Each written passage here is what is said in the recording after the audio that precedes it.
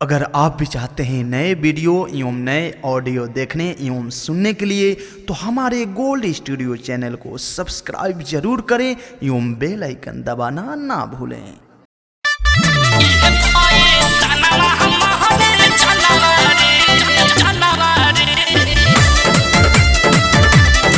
Produced by Gold Studio.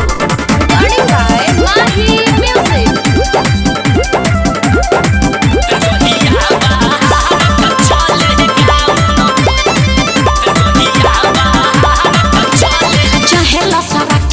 चाहे चले टांग के मन के पसंद हमर दिहल हुए जान के।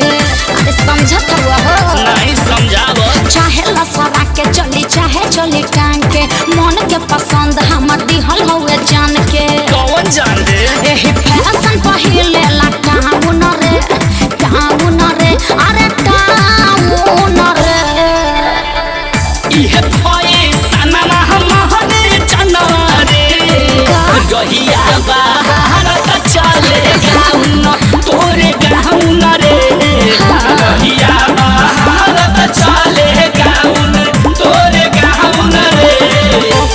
हम का करी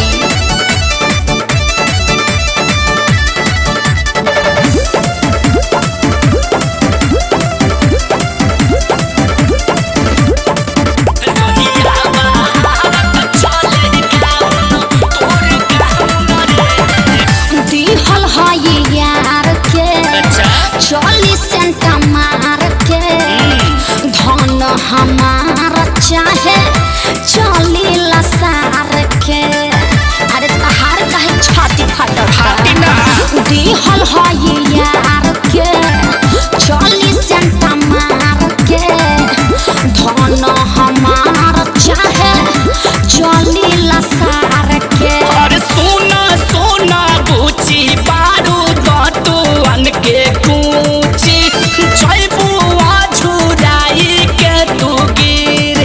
अरे तोहरो डरेस के डिजाइन लागे फाइन झलकता सबू से शरीर।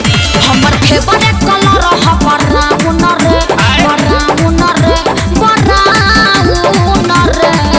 हाँ तो सुनिए इहे पैसा ना हमहरे जानवा रे गहिया बाहर त चले गाउन